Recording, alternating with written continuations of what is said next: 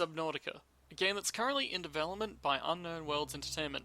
It was released on Steam on the 14th December 2014, and is currently in early access. Being an early access game on Steam, with a flashy video preview to boot, I was a little concerned. My experience with early access titles has been hit and miss so far. Upon starting though, my concerns were eased. I started off in the escape pod, floating on the surface of the ocean. Upon exiting it, I was pleasantly surprised with how visually appealing everything looked. I immediately swam down to the bottom and started exploring various plants that are in the area, and just ended up filling up my inventory with a whole lot of acidic mushrooms. The story of Subnautica is a simple and slightly generic one. Humanity has decided to expand colonization to new planets. They send a ship to terraform a planet and prepare it for colonization. A mysterious beam hits the ship and causes hull failure, and only one life pod makes it out. Congratulations! You are the sole survivor and have a planet to explore. The catch? Everything except for a small island is underwater. To be fair though, there is talk of adding some more unique story elements in the future updates, so we'll have to wait and see. There are 4 game modes currently available, and they are Survival, Freedom, Hardcore, and Creative. Survival, as its name implies, is all about surviving. You'll have to gather food and drinkable water in order to survive. Freedom, same concept as survival, but you won't have to worry about food or water.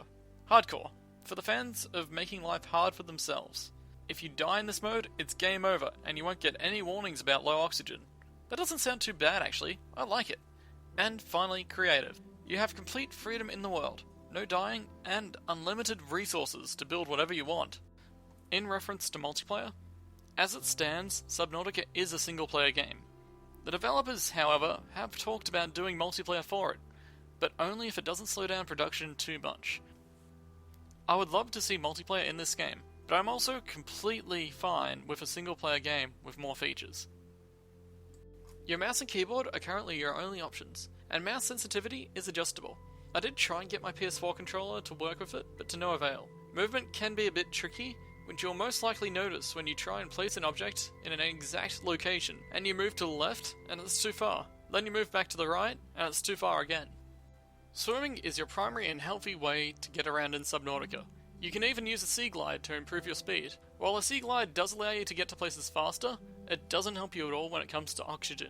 Enter the highly maneuverable mini-sub, the Seamoth. The Seamoth is a quick and easy answer to exploring down in the depths of the sea. Exiting it, exploring, and re-entering it will restore your oxygen. You can craft and equip torpedoes to it. Quite cheaply I might add at only 2 titanium for free torpedoes. All things aside though, the Sea Glide and Seamoth are both great forms of transport, but they feel a bit small.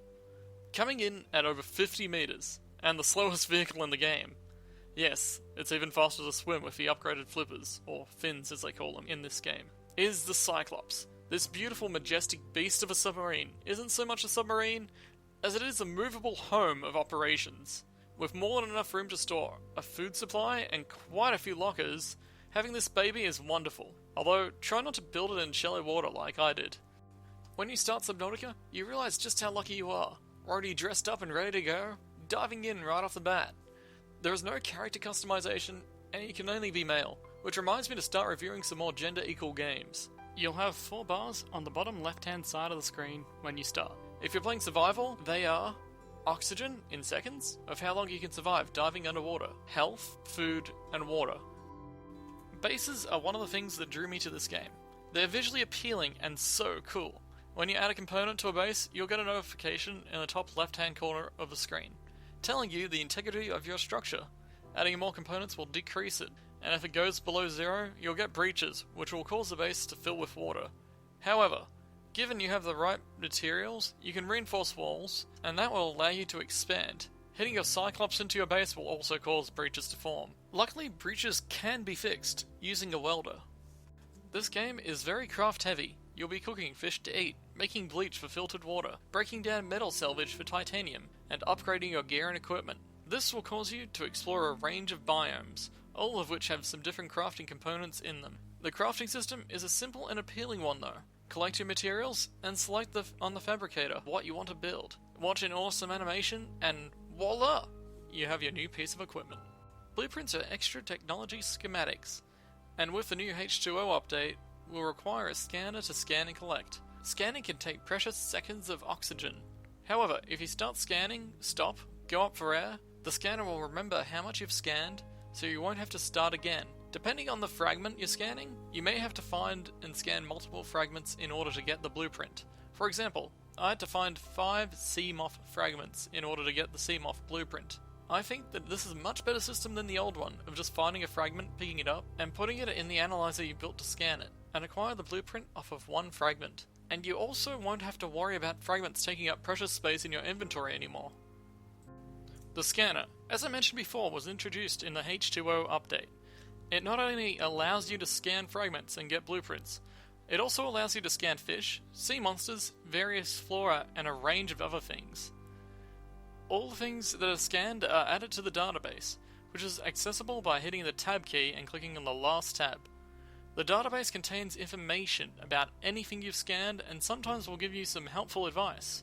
I also think it adds greatly to the immersion of the game.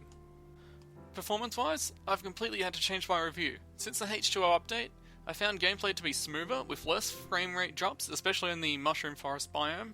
There is the slightest drop when it loads a new area, but it's very little, and I'm completely fine with that. In conclusion, Subnautica could use a much more immersive storyline.